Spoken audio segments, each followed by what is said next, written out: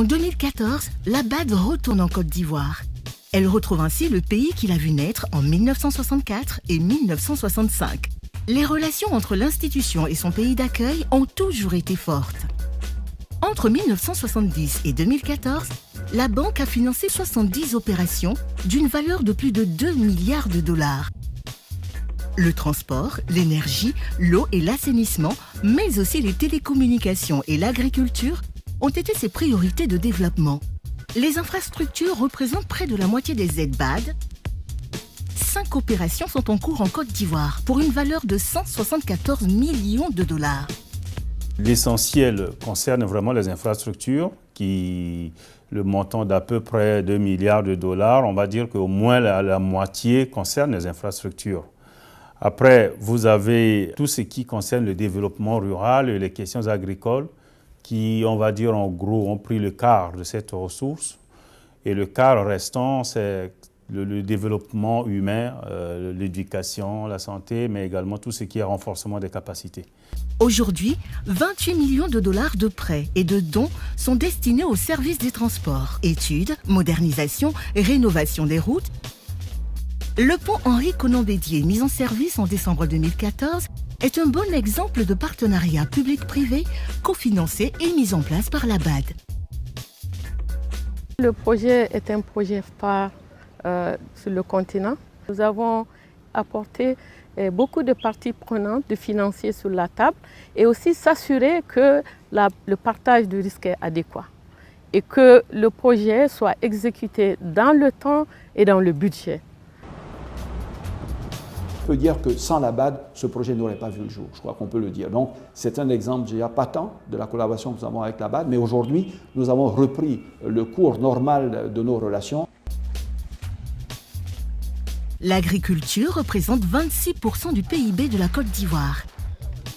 Les investissements de la BAD ont pu fournir de l'eau potable, diversifier la production et améliorer la sécurité alimentaire. Avant la crise ivoirienne, le portefeuille du secteur agricole de la banque en Côte d'Ivoire comptait 11 opérations. Et le coût total de ces opérations était d'environ 160 millions d'unités de compte, soit environ 100 milliards de francs CFA. Un projet en cours montre l'impact de la collaboration entre le pays et la banque. C'est celui de l'appui aux infrastructures agricoles dans la région de l'Indénié-du-Hablin, à l'est. Ce don sert, parce que ce n'est pas encore fini, il sert à réaliser des infrastructures, notamment les aménagements de bas-fonds, la réhabilitation des pistes rurales, les infrastructures de réduction des pertes post-récolte, l'addition en eau potable, notamment l'encadrement des producteurs, la formation. Aujourd'hui, nous pouvons dire que nous sommes à pratiquement un tiers de la population touchée.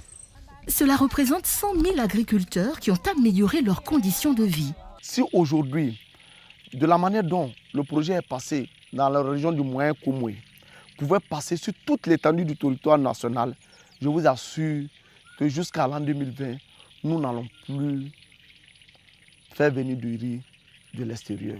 On pourra s'autosuffire en riz. Parce qu'en Côte d'Ivoire, il y a suffisamment de bas-fonds.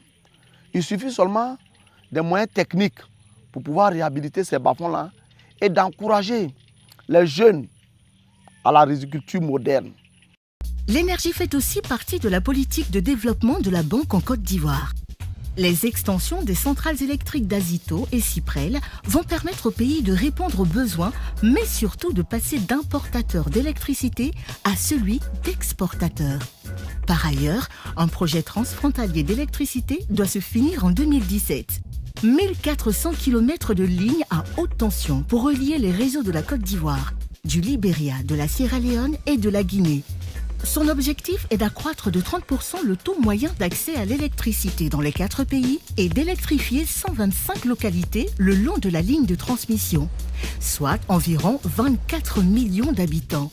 C'est pour célébrer son retour, l'anniversaire de ses 50 ans, ses relations historiques et économiques avec la Côte d'Ivoire, que la Banque africaine de développement organise ses assemblées annuelles de 2015 à Abidjan.